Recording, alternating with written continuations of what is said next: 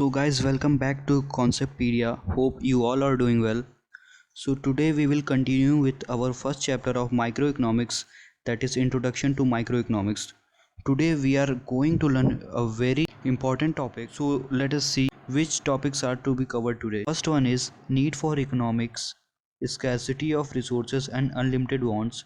Second topic is central problem of an economy. Next one is some important terms and classification, and the last topic of today is solution of central problems. So guys, let us begin with our first topic, that is need for economics. First of all, we must understand that in every economy there is problem of choice making, and the problem of choice making arises because of the problem of scarcity. So first of all, let us understand what is the problem of scarcity. As we all know, there are unlimited wants of human beings, but the resources to satisfy those wants are limited in nature. Unlimited want here signifies human wants are unlimited, and limited resources here signifies the availability of resources are limited and they have alternative uses. And these problem unlimited want and limited resources give rise to the problem of scarcity of resources, and this problem of scarcity of resources leads to problem of choice making. So let us understand what is problem of choice making. The problem of choice making arises because of the problem of allocating resources to maximize benefit, as resources are limited and wants are unlimited.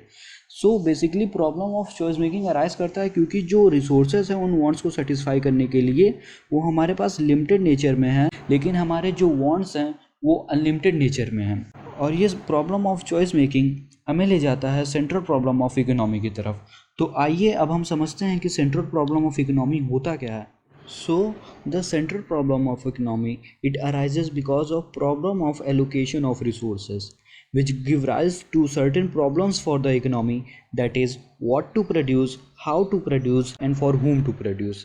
In what to produce, we study the type of commodity to produce and the quantity to be produced. Type of commodity से हम समझ सकते हैं कि हमें capital goods बनाने हैं या कंज्यूमर गुड्स बनाने हैं। कैपिटल गुड्स और कंज्यूमर गुड्स के बारे में हम अभी आगे और डिटेल में पढ़ेंगे, तब तक हम हाउ टू प्रोड्यूस समझ लेते हैं। It basically means which technique is to be use for production, that is labor intensive technique or capital intensive technique.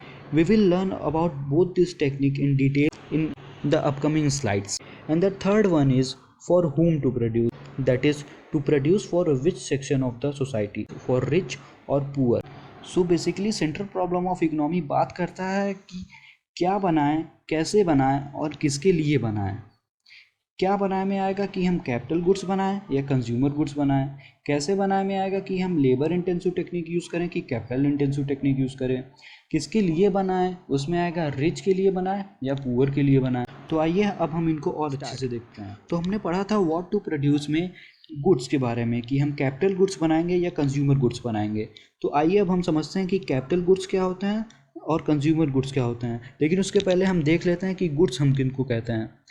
Goods refers to tangible things, that is things which has physical existence and can be seen and touched. तो कोई भी चीज़ जिसका physical existence होता है और जिसको हम छू सकते हैं और देख सकते हैं उसको हम goods कहते हैं। And we are classifying good on capital goods and consumer good on the basis of final goods. So basically what is capital good? Capital goods are those goods which are durable goods that are used in for production of goods or services. मतलब capital good durable nature की होती हैं जो कई बार use करी जा सकें और काफ़ी समय तक यूज़ की जा सकें, और कैपिटल गुड बेसिकली प्रोडक्शन के लिए यूज़ होती हैं। सेकंड पॉइंट देखते हैं, बॉट बाय फैक्ट्रीज। जो कैपिटल गुड्स होती हैं वो बेसिकली फैक्ट्रीज खरीदती हैं क्योंकि ये बेसिकली प्रोडक्शन पर्पस के लिए होता है। इसके एग्जांपल हैं कार बाय ए टैक्सी सर्विस। तो हम समझ सकते हैं कि जो टैक्सी सर्विस वाले कार यूज़ करते हैं वो एक कैपिटल गुड्स होता है।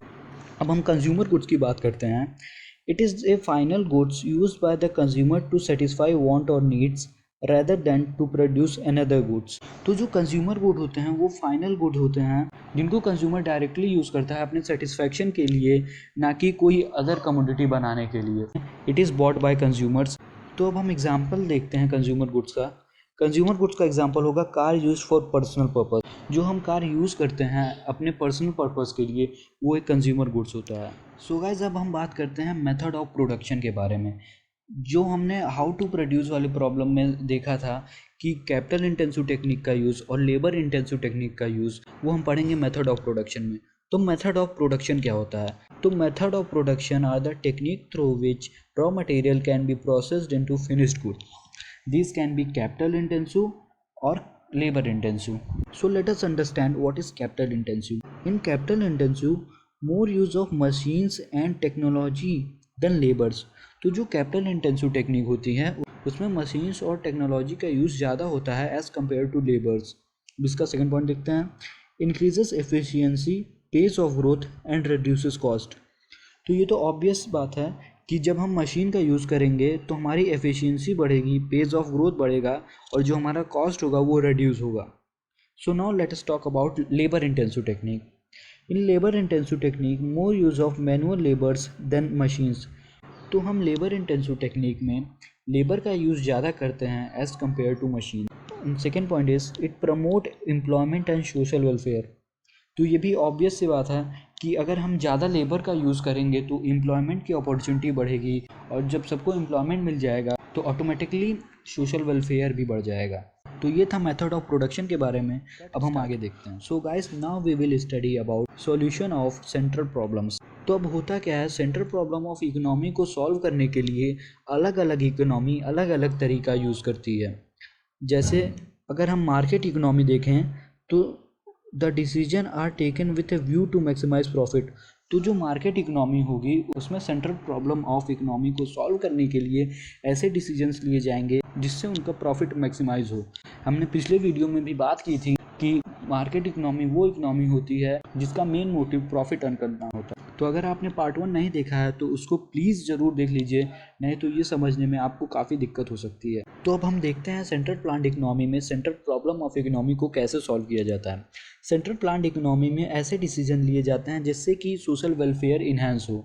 एंड मिक्स्ड इकोनॉमी में सेंट्रल प्रॉब्लम ऑफ इकोनॉमी को सॉल्व करने के लिए ऐसे डिसीजन लिए जाते हैं जिससे कि सोशल वेलफेयर भी मैक्सिमाइज हो जाए और साथ ही साथ प्राइवेट सेक्टर को प्रॉफिट भी मिल जाए. तो अब हम और डिटेल में देखते हैं कि कैसे market economy, centrally planned economy और मिक्स्ड इकोनॉमी अपने सेंट्रल प्रॉब्लम ऑफ इकोनॉमी को सॉल्व करते हैं. तो हम देखते हैं कि मार्केट इकोनॉमी में कंट्रोल होता है मार्केट फोर्सेस और प्राइवेट एंटरप्रेन्योर से, और जो डिसीजंस लिए जाते हैं वो प्रॉफिट को मैक्सिमाइज करने के व्यू के साथ लिए जाते हैं. तो अब हम इसमें देखते हैं कि हम मार्केट इकोनॉमी में प्रॉब्लम्स को सॉल्व करने के लिए कौन कौन से मेथड यूज़ करेंगे.